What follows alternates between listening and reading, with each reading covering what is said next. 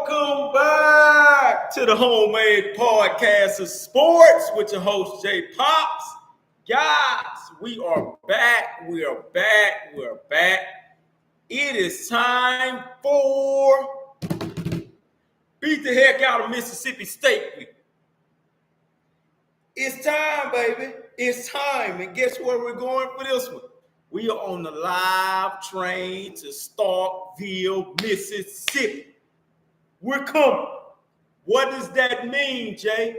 That means we're coming back looking for one thing and one thing only. We want payback. We want payback. Why?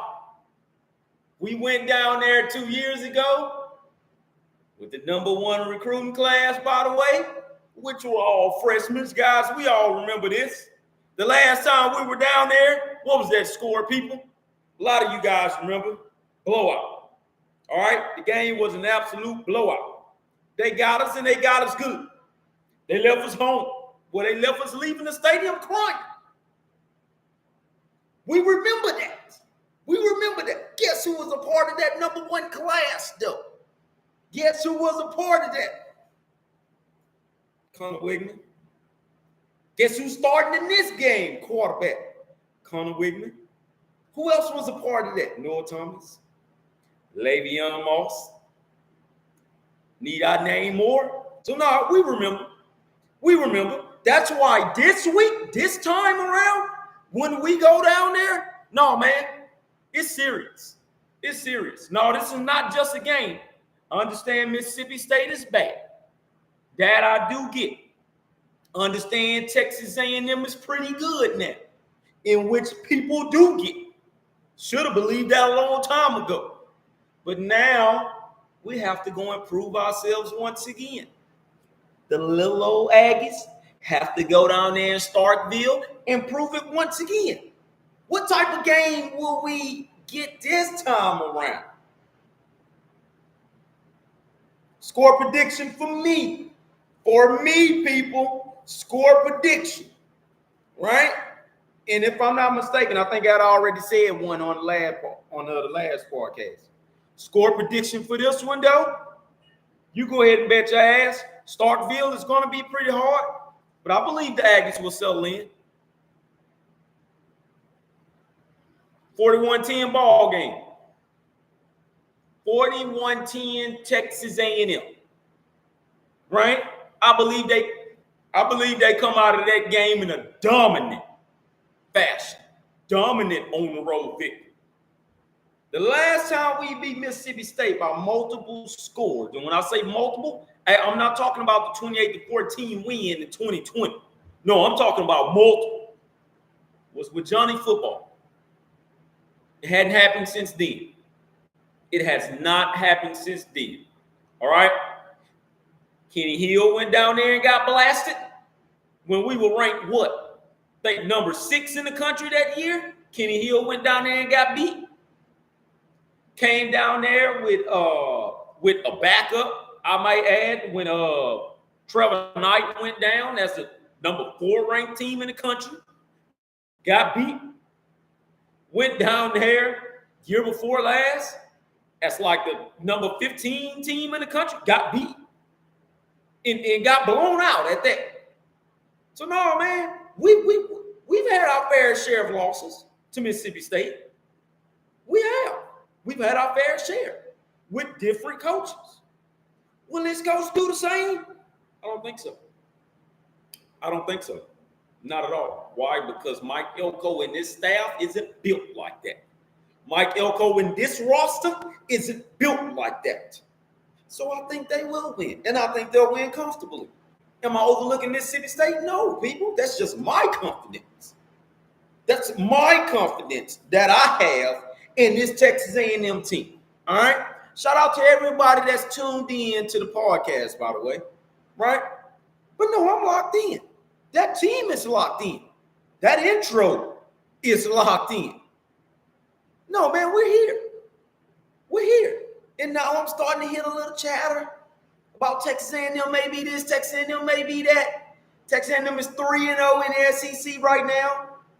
Most likely on their way to 4-0 and then get ready for LSU at home. I can't ask for much more. Neither can you guys. I want that. Oh, I want that top 10 matchup or top 12 matchup with LSU.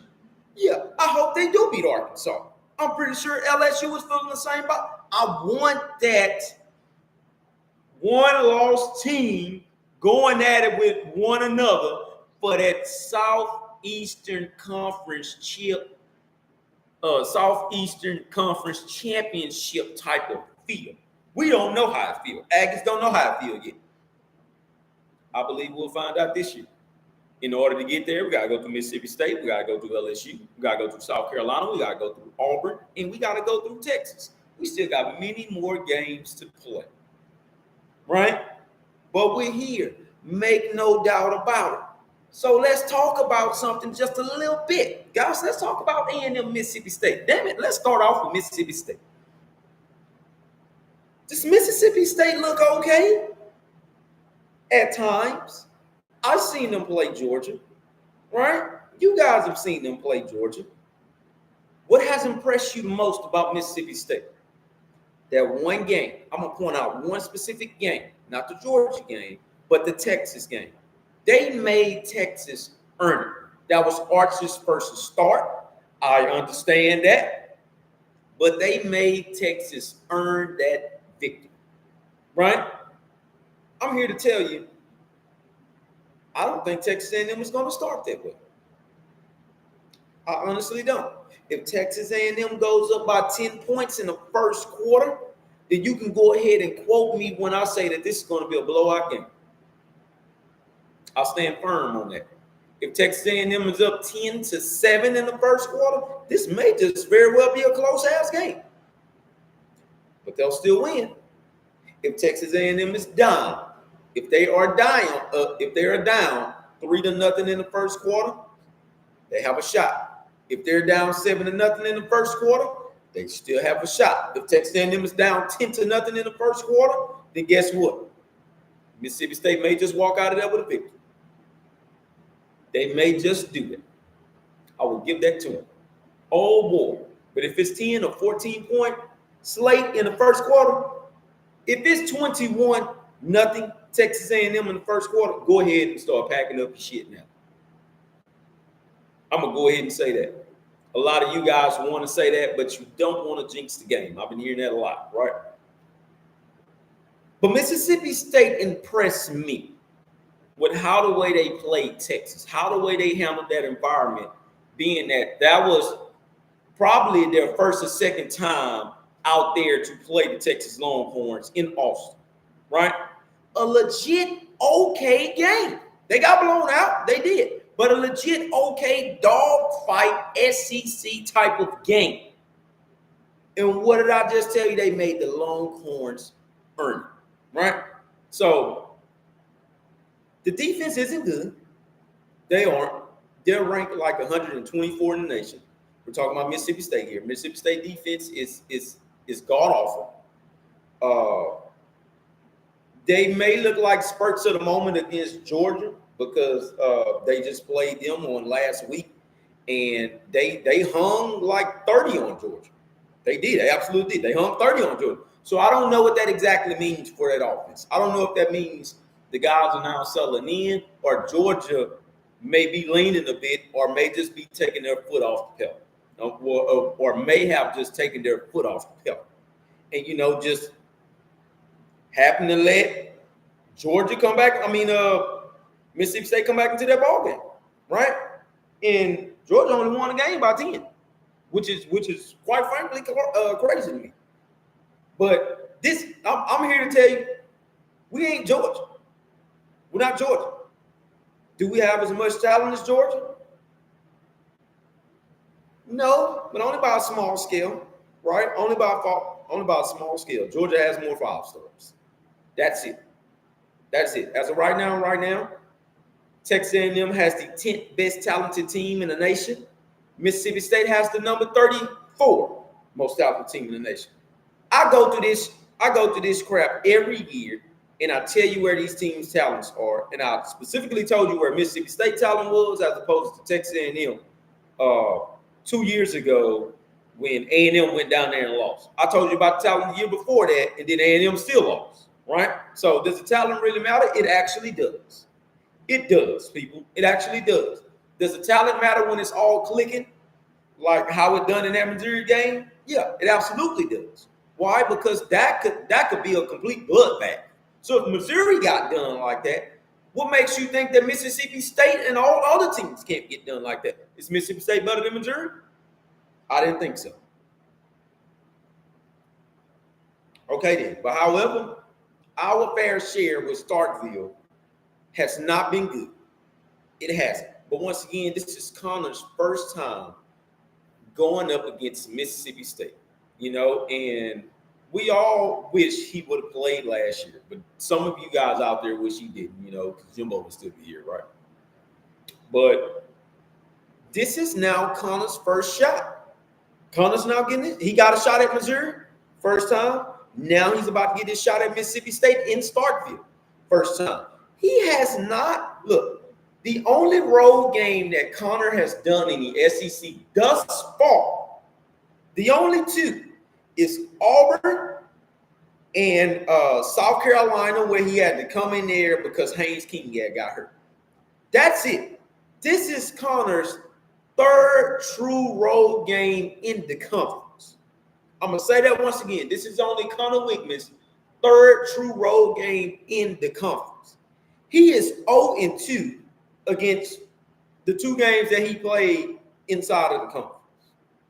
Right? He's looking for that first on the road victory.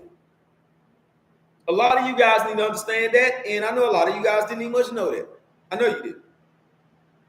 But yeah, I'm here to tell you that is facts, people. Trust me. I follow Connor this far, and I'm going to continue to follow him. Okay? What does that mean, though? Is Connor going to follow the trend? Lose on the road like a couple of these other guys did? No. I believe that this is the most healthiest Connor Wickman that you have seen ever since the start of last year's campaign. This guy is healthy. And now he's in a Colin Klein's offense that's dedicated to stretching the backfield with the running backs and stretching the backfield of a defense. Right? With wide receivers. I believe Connor gets going with the tight ends in this game heavily. I'm ready to see that, and I know you guys are. A lot of you guys have asked me, where's Donovan Green? And I believe I answered that on last podcast. Donovan Green is still there. He is still there, okay? He's just waiting his opportunity. He's awaiting his opportunity, right? So, guys, enough of me rallying here. So, I was just looking at some things, right? Scoring defense-wise, Mississippi State, as of right now is the 117th team in the nation in scoring defense. That's what Mississippi State is. Texas A&M scoring offense is tied for number 50 in the nation. Once again, they go out there and they look like how they played against Missouri, in which, in my believance, I believe they will. Then they may just hang 50 on Mississippi State. I would not be surprised. I'm an honest believer in where I'm going to temper it down. I'm going to say that they're going to win by 31. I believe the score will be 41-10. I'm firm on that, right? Only because, man, it's because of the little things that Connor has went back to the drawing board and came out in that last game and done it right. He looked like he was a freshman all over again. That's what he looked like. He looked like a freshman all over again, but he looked like he had just that much more experience, right? And it looks like he had been talking with his wide receivers all week. He had been game planning with them all week. Hey, you run this way, you run that way. I'm going to throw the ball this way, you go get it. That ball that he threw up to not Cyrus Allen, but I believe Jabri Barber. I believe that's who got it. I believe that's who jumped up and caught that ball, right? That's what they have been working on all week. If you're going to get the jump ball, because this is what you're telling me in Texas, right? Go and get the jump ball. No, if I throw the ball to you, make it to where you got enough angle to make that defensive back hold you. Make them hold you, right? Cyrus Allen. Be a decoy at times. But when I throw the ball to you, just know that I'm throwing the ball to you. Right? Get them out there. Get them out there. Moose, just go out there and be you. Don't do all the shenanigans, but just go out there and be you. Be an all-hands type of guy. Right? And that's what they went out there and they showed you. 276. 18 for 22. If that man, if they would have told Connor continuously pass the football, then they would have scored way more points than what they scored. Right? They would have scored way more points. Who has the better team? Missouri is a better team than Mississippi State. They have a better defense too. I honestly think so. A lot of people around the country were saying, oh, well, they didn't prepare for Connor. It doesn't matter who the hell they prepared for. It didn't matter. I don't think they would have stopped Marcel Reed neither. I'm just here to tell you that. I don't think they would have stopped him neither. However, you sneak over to a guy in the backfield, which named Le'Veon Moss. I believe Le'Veon would have still ran the ball down their throats, right? So in this game here, I believe Le'Veon Moss is going to shine again. I believe that running back unit is going to shine again. With Texas A&M, and I heard, and I always hear podcasts every day. I heard somebody on the podcast talk about this today. With Texas A&M, I feel more comfortable with them. And this was cover 3. And Chip Patterson, by the way, he said this here. I feel more comfortable with Texas A&M being a pick to be in the SEC championship because of the simple fact of that they know who they are. So who is Texas A&M? They're a well-balanced team with Connor making the right reads at quarterback. With Connor playing how he played at quarterback, they're a well-balanced team. However, they're still a run-heavy offense. Once again, they know who they are. Our game either is going to run through Connor Whitman or it's going to run through Le'Veon Moss. That's that. Try to stop both of them because that's what we want you to do. Matter of fact, that's how elite teams play. You have to stop the running back and the quarterback. We have both. Who are you going to stop? Who are you going to stop? I believe Noah has found himself. I believe Noah will go off in this game as well. Me personally, I believe Noah will have about 8 to maybe 10 catches for over 100 yards. I really do. I really, really do. I believe Noah is starting to pop in these games. I believe he's now starting to come along. I believe Connor Whitman again will not only go for a dominant passing percentage, but I believe that he'll be 21 out of 25 in this ball game with maybe close to 300 yards. That's what I believe. 2 touchdowns. I'm going to just leave it at 2 touchdowns, 0 interceptions. Connor doesn't like throwing interceptions, man. He's not that guy. He is not that guy that makes stupid reads. He is not that guy. And I was just waiting on him. Man, we all was just waiting on him to come back and show us that Connor that, that can be Connor. I've never lost any confidence in the young man. Never. All right. So I believe the passing attack will shine in this game, but I believe the running attack will be more dominant. So far as touchdowns to passing touchdown ratio is concerned. But then again, I could be wrong. Right? I could be wrong. It's nothing that scares me about Mississippi State. So I'm not going to get on this podcast and lie to you. The only thing that scares me about Mississippi State is if the team comes out there and look like how they looked a couple of years ago when they went out there. That's it. But we don't have the coach anymore. We don't have the coaches anymore. So I just don't believe that you will see that type of Texas A&M. Will Starkville be there? I don't think so. How the way Starkville is playing right now, it'll be some people at that game, right? Because you're just going to get the guys come and support, right? And you're going to get the diehard Mississippi State fans to be there all day long, each and every game, no matter if they lose. The game won't be as packed as it was 2 years ago. If it is, it'll totally shock me. That would totally shock the hell out of me. But I've seen strange things. I have. But I'm gonna tell you this: if Florida can go up there and lose, if Florida can go up there and blow those guys out in Starkville, A&M, I'm looking at you. You should be able to do the same. You should be able to go there. And, matter of fact, you should be able to do more. I think Florida put up 44 on them to like 21 or something like that. A&M, you should go down there and put up 51 or 52, respectfully. Respectfully. I think that's where you should be at, right? So go to another thing here, man. So total offense wise, right?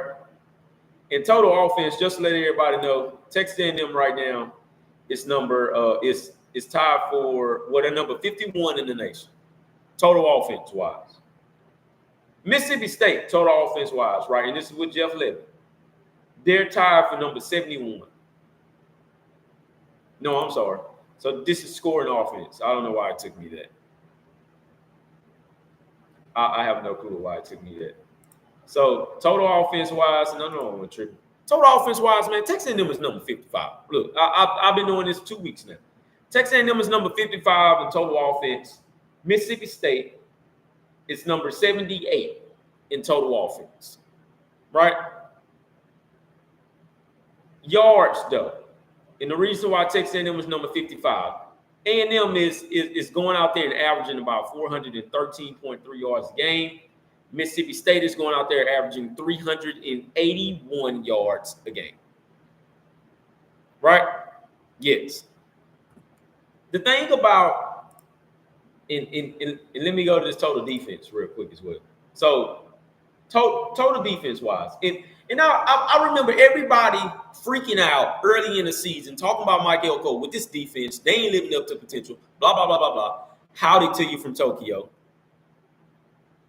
I remember a lot of guys going out there and talking about this Mike Elko defense, and specifically Jay Bateman, right?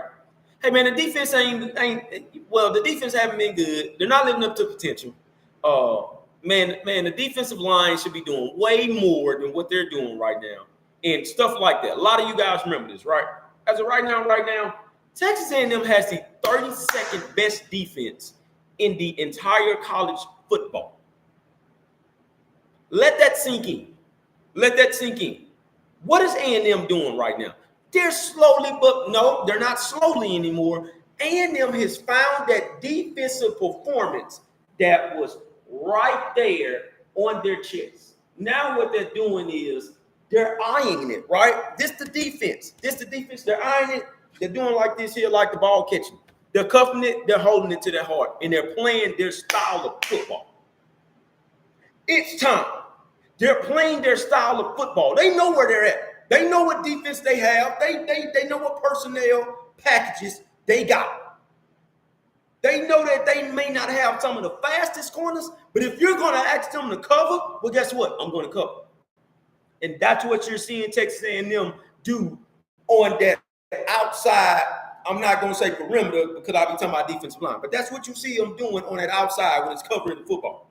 Defensive line-wise, running up the middle, you're not going to get there anymore. That's Texas A&M. I hear a lot of people say the wrecking crew. Not yet. Give it a couple of more games. It get up to that Auburn game, I guarantee you Texas A&M defense will be top 10 in the nation. That's where they're going to be at, right? But you have to go and take this game in Starkville is going to help that defense climb up that chart. This game in Starkville as well is going to help that offensive ranking. Climb up the chart. You got to go take care of business. And that's what you want to see. You got to go and take care of business, right? So Texas A&M total defense number 32 in the country right now. This is where Mississippi State is at as of right now. This is where Mississippi State sits at, number 124. Mississippi State is giving up, right? And you guys listen to it. And this is by far the most horrible Mississippi State team I've ever seen ever since we've been in the SEC. This defense is giving up 465.8 yards a game. I feel like A&M can walk. If you're telling me that A&M can dog walk Missouri and put up 500-something plus yards of total offense on them, then what in the hell you think they're going to do against Mississippi State? I think they can go and do that. I think they can go and do that. I think this defensive line, right? And just let me check something here. Because now you guys got me getting all into it. Now I'm going to start checking everything. So rushing defense. Man, do you guys remember when Texas A&M was like in the 80s or like the 100s when the season first started, rushing defense-wise, right? You guys remember that? You remember that? Texas A&M now is number 37.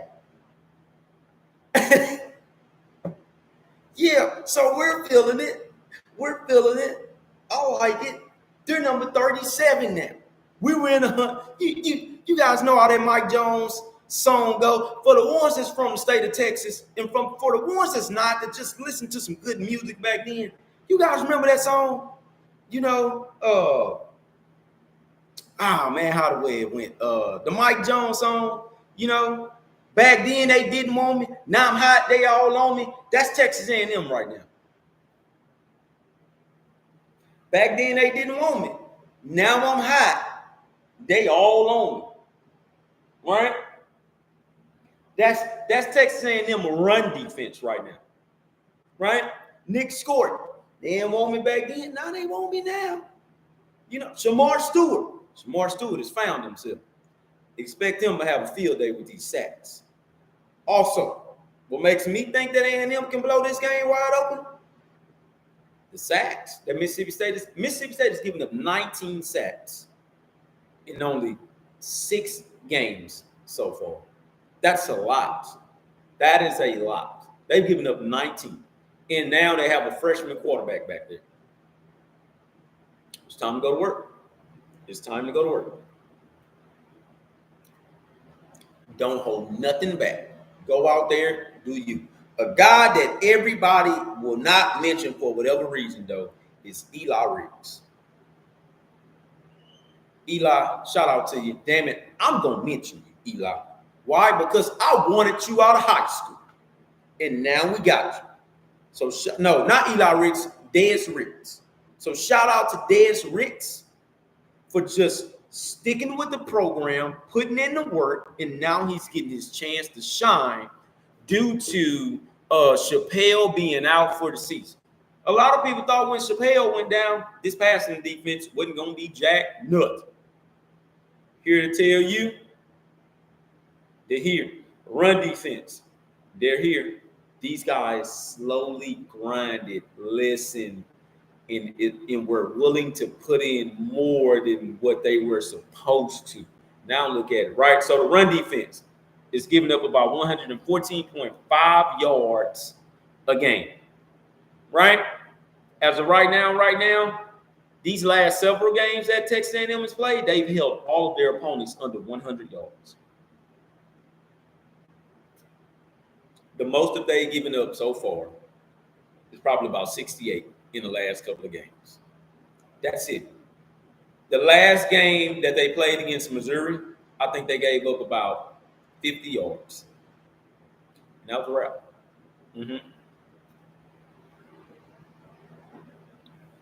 The predictor, right? The ESPN predictor, just to throw this out there, right? And I know a lot of you don't like ESPN, right? The predictor for Texas A&M to win this game, in which is the highest that I've ever seen when they played Mississippi State ever since back then when they were the number 14 years ago. A&M has a 80% chance to win this ball game to Mississippi State's 19 or something like that percent. Your favorite. Matter of fact, A lot of y'all don't want to believe me on this. Depending on how they come out of this game, Texas A&M is already favored to win against LSU. They're favored. They're the favorite, right? And I'm hoping like hell it's a night game. I'm hoping like hell that is a 7:30 prime time freaking game. Give it to us. 7:30 prime time, ABC crowd. They're there. It's LSU. You're supposed to be there. They're one of our rivals too. They don't like us. We don't like them. I will continuously say that. Right? That ain't going to be nothing like Texas and Texas A&M when they play. I understand that part. We'll get there. We'll get there. Once we get there, we all know that the season has finally went by, right? But we'll get there. Also, those tickets are like $5,000, by the way. I just want to throw that out there for anybody who's trying to go. Is that a high price? No. It's not. It's a Super Bowl ticket by all means. But is it really a high price? Being that these universities are so dominant with the alumni base, but not only with the alumni base, but not only with the alumni base, but how much money that the alumni has overall. Understand this, that it's some damn good wealthy alumni for both of these universities, on the Texas A&M side and on the Texas side. They're very dominant on the money scale, right? They're very, very dominant. When I say dominant, I don't mean millionaires, right? But most of their alumni are making middle class money, right? And I'm talking about most of them. Most of them out there are making it. It's a lot of them that can come in here and they can say, yeah, you're not lying. They're not the average citizen when it comes to making money, right? I'm not going to get into the money scale or anything or nothing like that. But me myself, I'm a supervisor, right? I didn't go to Texas A&M, nothing like that. I am just an Aggie and a big Aggie, a big fan, right? But no, I had to climb up the scale. But yeah, I'm a supervisor myself. Yeah. So you are kind of set apart from the rest. And this is Texas, right? This is Texas all money. They wasn't lying about that. I'm in all the games, right? Yeah. And I love it, by the way. Been in there, get to take care of my family, get to have fun, get to come on here, make podcasts, Texas A&M, stuff like that, right? So yeah, it is true. Is it too high?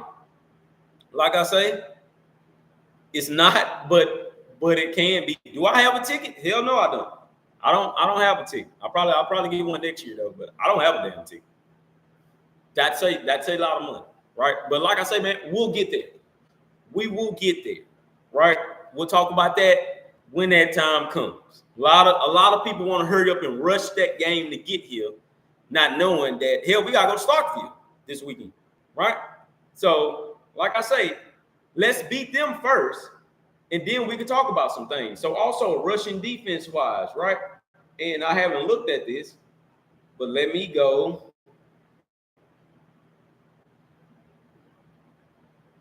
And this is one thing I will say about the Georgia and Texas game. I believe Georgia would test them running the football. I believe they're going to hit Georgia. I believe they're going to hit Texas in the mouth, and they're going to run the football on them. I really do think that.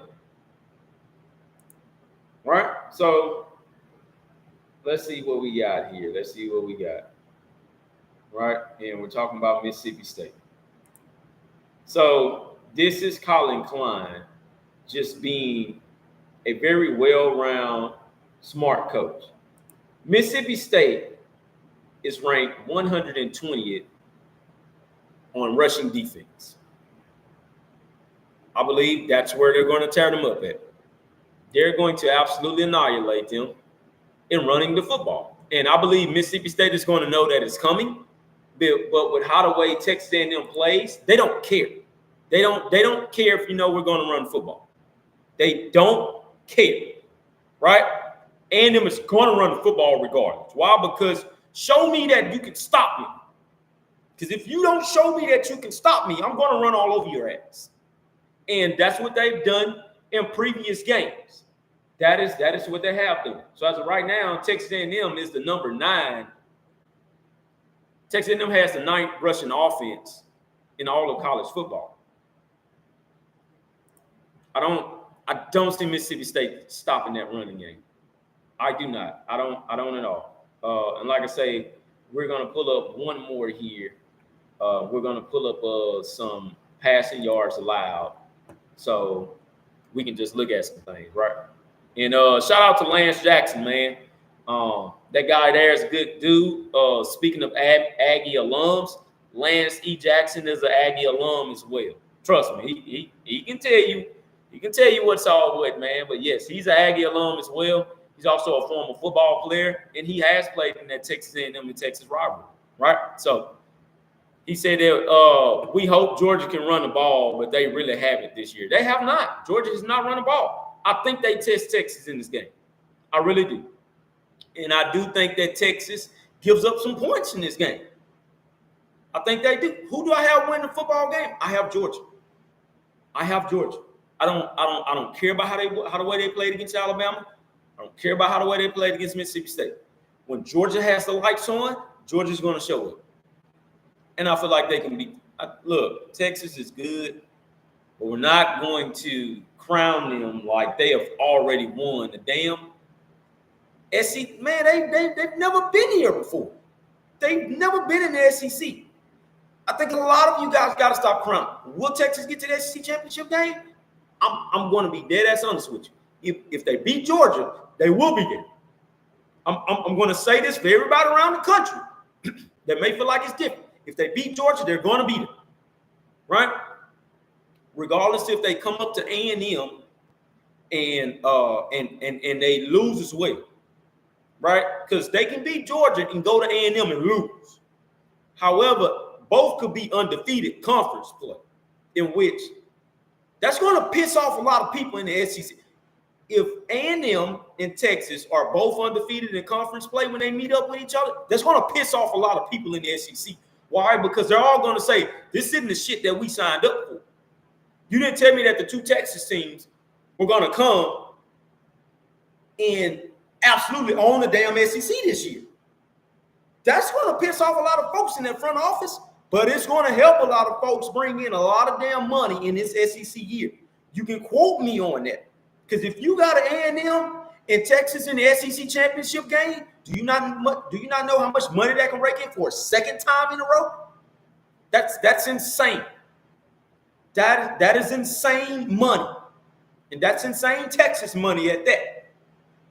You know, so I'm going to say this, I'm going to throw that out there. If A&M and Georgia meet up at the end of if A&M and Texas meet up at the end of the year undefeated, and they battle it out, because at this point, both teams is getting in the playoffs. At that point, both teams will be in there. All of us can kiss our ass, right? But if you got these teams meeting up in which only one of these teams will lose, right? Because you have no choice, one of them got to lose, and both of them replay the game, the SEC title game again, that's going to rake in money ratings. That's going to rake in some more money in the atmospheres both times. Trust me, A&M and Texas do not get tired of going to football games. They do not. They don't. That's just in our DNA. They don't. I don't get tired of watching the football game either. That's just in our DNA. That shit will be on broadcast. I will have it everywhere, right? Cool. But anyways, so like I was saying here, right? So passing yards allowed, right? And I believe Georgia's going to test this passing defense of Texas. I will say that. They're number 2 right now, which is Texas, right? So passing yards allowed. Texas A&M is number 49 in the country right now. They have to continuously improve in that area, but they have improved. They have to just continuously do, right? Mississippi State. Let's see where they're at. Because this is going to dictate if Connor is going to light their asses up.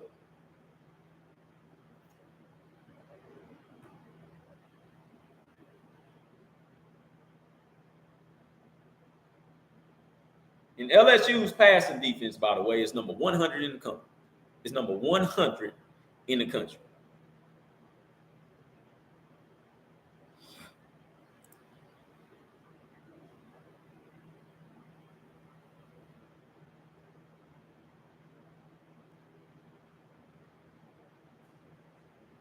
Mississippi State passing defense, number 114 in the country with about 264 passing yards a game and about 12 touchdowns given up. Lance, I understand what you're saying right there. I like us to win by 28-17. Man, I'm going bigger than that number. I'm going bigger than that. Why? Because Mississippi State does not have the defense to run with Texas A&M, and they shouldn't right now. Mississippi State, by no way, shape, or form, should have the defense nor offense to run the field with Texas A&M, Georgia, like they done last game. They shouldn't have ran the field with them in any other game going forward like that. The only game that they probably will sneaky beat is Ole Miss. Why? Because I was never a big believer in Ole Miss any goddamn ways. I was never believing that dude, right? Jackson Dart is straight ass when it comes to big time games. I've noticed he's complete ass, but he'll forever say, "Well, I beat Texas A&M." That's it. That's all you got. That's all you got. He's never beaten Alabama. They won't beat Georgia. I know a lot of people trying to mark that they won't beat Georgia, and it is what it is. If Kentucky can come into that stadium and beat them, yeah, I believe Georgia will go in there and beat them as well. All right, so just want to throw it out there, but that's where Mississippi State passing attack is. Well, passing yards allowed is it? Passing offense wise.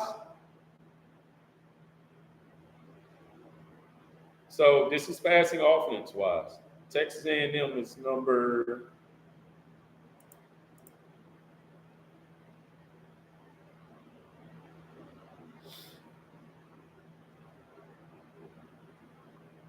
Oh man, I got quiet there, right, guys? Texas A&M passing offense wise. Shit. I knew it was probably gonna be way in the back. They're number 112 in the country, right? Being that Connor just came back, that really wasn't passing the football with Marcel Reed like that, and it is what it is. This is our first time seeing this season where the passing attack has went over 275 yards. The first time. We need to see more of that. All right. So passing yards wise, like I say, Texas A&M is number 112 in the country. I know Mississippi State is going to look on that, and they're going to try to predicate that. This, I know. Trust me, I do. Mississippi State passing yards wise, they are number.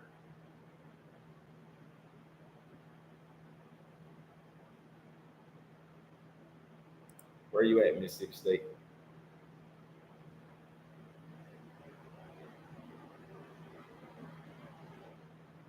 Mississippi State is number 46 in the country with about 254 yards a game.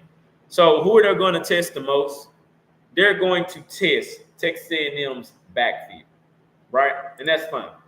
That's how they're going to run their game. They're going to test those corners and see if those corners are really made of what they've been talking about, right? Cool. Fine with that. Rushing offense, Mississippi State wise. And this is, I can't remember the head coach right now for whatever reason. But this was kind of his downfall in Oklahoma because he didn't want to run the football at all. Jeff Lebby. So Jeff Lebby, rushing offense-wise, they're number 96 in the country. What we have to force? We have to force them to run the football. Don't throw it. No, we want you to run. We have to force them to run the football. Truth be told, it doesn't matter, but they are going to test that passing defense, and I know that part. Right? Mississippi State will score at least one touchdown in this game. They will. They will score at least once. And again, how the way the defense was playing, they was pretty upset that they gave up a touchdown last game. Expect them to come out more upset after the bye. That's what I will say. All right, so guys, that is it. I'm gonna go ahead and get on up out of here. I've been talking for a long time, for about 45 minutes. I thank all of you guys tuning in. Guys, I will be back on tomorrow. I will try to do my best to be on this podcast at 7 o'clock sharp. All right, but I will be back on tomorrow, guys. Love all of you. Make sure you subscribe to the show. For those that aren't subscribed, and once again, hit that like button if you like what you've seen and stuff like that. And guys, just leave me some comments. Leave review, stuff like that. So love all of you. Hashtag Giggling Aggies.